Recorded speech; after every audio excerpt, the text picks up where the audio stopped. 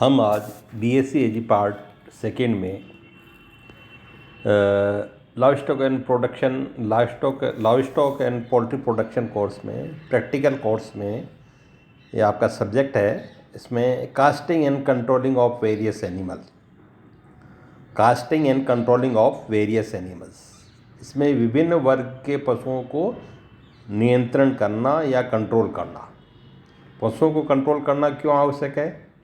पशुओं को औषधि पिलाने के लिए है, पशुओं का ऑपरेशन करने से पहले, पशुओं में इंजेक्शन लगाने से पहले, पशुओं में नाल ठोकने से पहले, या कास्ट्रेशन करने, या जैसे आइडेंटिफिकेशन के लिए नंबर दागने, ये अन्य कार्यों के करते समय उनको कुछ समय के लिए कंट्रोल करना आवश्यक होता है। इस समय ये सावधानी रखनी चाहिए कि पशु को नियंत्रण करने वाले व्यक्ति को कोई चोट न पहुंचे। इस कार्य में ये भी ध्यान रखना चाहिए कि पशु ज़्यादा डरे नहीं, भयभीत न हो। पशुओं को कंट्रोल करने के लिए विभिन्न उपकरणों की आवश्यकता होती है। ये उपकरण है जैसे नियंत्रण में जो काम में आने वाले, जैसे बुल नोज रिंग, सांड के नाक का छल्ला। ये छल्ला प्राय तांबा या एल्यूमिनियम का बना होता है। इसका व्यास 5 से 6 सेंटीमीटर होता है। ये बहुधा 2 अर्धचंद्राकार टुकड़ों को जोड़कर बना होता है और इसे 6 माह के आयु के सांड की नाक में डाल दिया जाता है। ये कहलाता है बुल नोज रिंग। सेकेंड है बुल होल्डर, सांड को पकड़ने का उपकरण।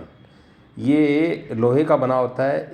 इसके केंद्र में छोटी सी छड़ होती है जिसके सिरे पर 2 अर्धचंद्राकार हुक जैसी संरचना होती है। इन हुक जैसी संरचना के बीच में लगी छड़ की सहायता से अथवा लीवर से इसके सिरों को कुछ दूर तक अलग या बिल्कुल समीप लाया जा सकता है। सांड की नाक में डालते समय लीवर से खोल लिया जाता है और छड़ के दूसरे सिरे पर एक द्विघुमायमान जोड़ द्वारा छल्ला जुड़ा रहता है।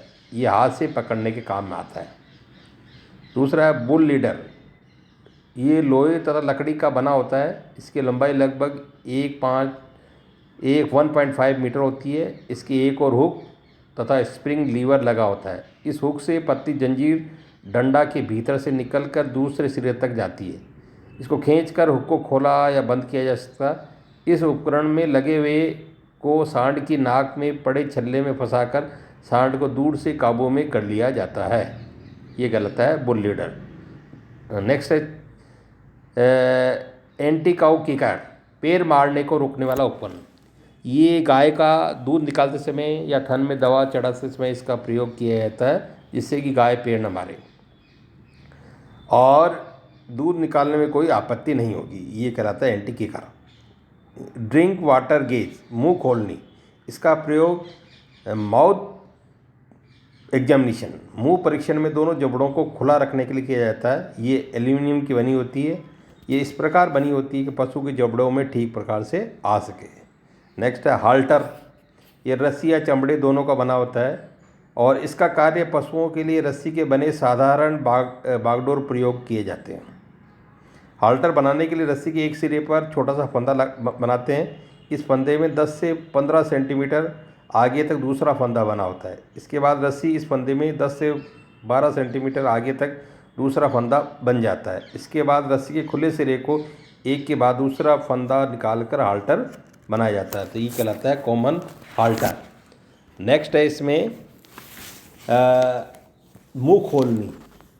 ये मुंह खोलनी जो भेड़ों के लिए 2 मुंहखंड होते हैं। बंद अवस्था में भेड़ के मुंह में डालकर दोनों सुरों को एक दूसरे को दबाया जाता है। इस प्रकार फैलने से मुंह खुल जाता है। मजल या मुखबंधनी। ये रस्सी आगे बांस की पट्टी या तार की जाली या चमड़े की पट्टियों से बनाई जाती है। इसे पशु का मुंह ढक ले जाता है। ये थ्रेसिंग के टाइम या खड़ी फसल में पशु चलते समय खा न सके, इससे बचाव के लिए ये मजल लगाई जाती है। Pig catcher. ये पिग कैचर एक यंत्र 1 मीटर लंबा 2 सेंटीमीटर परिधि का लोहे का पाइप होता है। इसके अंदर से 2 सख्त लोहे के तार का एक फंदा बनता है जो फंदे को पाइप के ऊपरी हिस्से पर स्थित मुठिया को खींचकर छोटा या बड़ा बनाया जा सकता है। रोप। ये सामान्य अवस्था में पशुओं को गिराने या कंट्रोल करने के लिए सामान्य उपकरण है जो रस्सी कहलाती है। केटल क्रैश, ये पशुओं को खड़ी अवस्था में परीक्षण करने के लिए क्रश की आवश्यकता होती है। प्रत्येक डेयरी फार्म या हॉस्पिटल में केटल क्रैश उपलब्ध होता है। ये टिकाऊ गोल लकड़ी या लोहे के पाइप का बना होता है। इसकी लंबाई 2 मीटर, चौड़ाई 0.8 से 1 मीटर, ऊंचाई 1 से 1.5 मीटर तक रखी जाती है। भूमि के नीचे लकड़ी के 4 टुकड़े लगभग 0.50 मीटर तक गाड़े जाते हैं ताकि पशु धक्का लगने पर उखड़ न जाए। चारों खंभे में होकर दोनों ओर 2-2 लट्ठे फिट किए जाते हैं और इस प्रकार पशु को निकालते समय आसानी से उसको खिसकाया जा सके। ड्रेसिंग के लिए, सुई लगाने के लिए इसमें खड़ा किया जाता है। और नेक्स्ट है approaching and handling of animals, पशु को पहुंचना और नियंत्रण करना। प्रमुख सावधानी क्या है? पशु के समीप जाते समय पशुशाला में या बाहर चल रहा हो तो उसे छूने से पहले पुकार कर बोलना चाहिए, जैसे उसका नाम है उसको पुकार कर बोलना चाहिए। अचानक इस पर से जानवर भड़क सकता है। पशु के समीप बाईं ओर से जाकर सिर और गर्दन को सबसे पहले छूते हैं। पशु सामने से नहीं जाना चाहिए। पशुपालक को पहले मालूम कर लेना चाहिए कि पशु का स्वभाव, हैबिट क्या है। मारने वाला तो नहीं है, भड़कने वाला तो नहीं है। पशु को ये महसूस न हो कि आप उससे भयभीत हो, अन्यथा वो उसका लाभ उठाकर सींग या पैर की मार सकता है। खूंटे बंधे पशु तक पहुंचकर उपरोक्त बातों में ध्यान रखकर निडर होकर पशु के पास उसकी आवाज़ देके, नाम देके पुचकारते हुए ध्यान से अपनी ओर आकर्षित हो जाने तक धीरे धीरे हाथ बढ़ाकर मुंह पर हाथ फेरें। उसका माथा थपथपाएं, पीठ सहलाते हुए उसके पास पहुंचकर सींग, नाक, कान पकड़ लें। और मैदान पर चलते समय हाथ में चारा रखकर दिखाकर चढ़ते हुए पशु तक पहुंच सकते हैं। और उपरोक्त उपाय या विधि बड़े पशुओं के लिए थोड़े समय तक नियंत्रण करने के लिए बताई गई, परंतु कभी कभी क्या होता है कि पशु विशेष का जांच या चिकित्सा के लिए अधिक समय तक नियंत्रण में रखना पड़ता है, अतः पशु अपने आप को छुटाने की कोशिश करता है। और अधिक समय तक पशु को नियंत्रण रखने के लिए विश्वसनीय मजबूत विधि अपनाई जाती है, जैसे सिर और गर्दन नियंत्रण के लिए पशु के सिर व गर्दन का निरीक्षण करने से पूर्व हॉल्टर लगा देना चाहिए। उसके पश्चात सिर, गर्दन, मुंह आदि का अंगों का निरीक्षण करना चाहिए।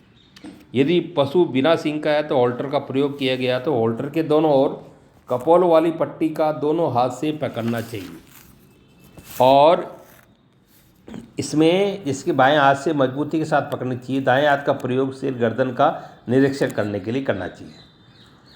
और निरीक्षण यदि अधिक समय तक करना हो तो सांड की नाक में अंगुलियों के स्थान पर बुलनोज होल्टर लगा देना चाहिए। बड़े पशुओं के नियंत्रण के लिए आसान उपकरण ट्विच का प्रयोग किया जाए।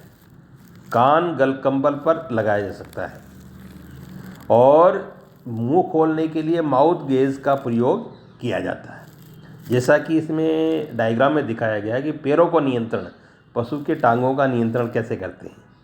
जब पशुओं के खुर बढ़े हुए भाग को काटना, पैर के किसी भाग की मरम या पट्टी करना और खुर में कांच, कील आदि घुसने पर निकालना हो तो पशु को नियंत्रण करना आवश्यक है।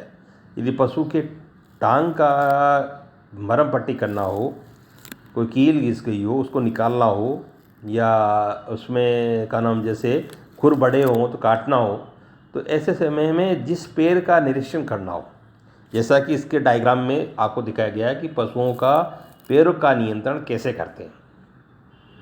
जिस पैर का निरीक्षण करना हो उसके ढकने से ऊपर तक एक रस्सी बांधी जाती है और रस्सी के दूसरे सिरे को कंधे के ऊपर से दूसरी ओर फेंक दिया जाता है तथा इस ओर खड़ा व्यक्ति रस्सी खींचता है।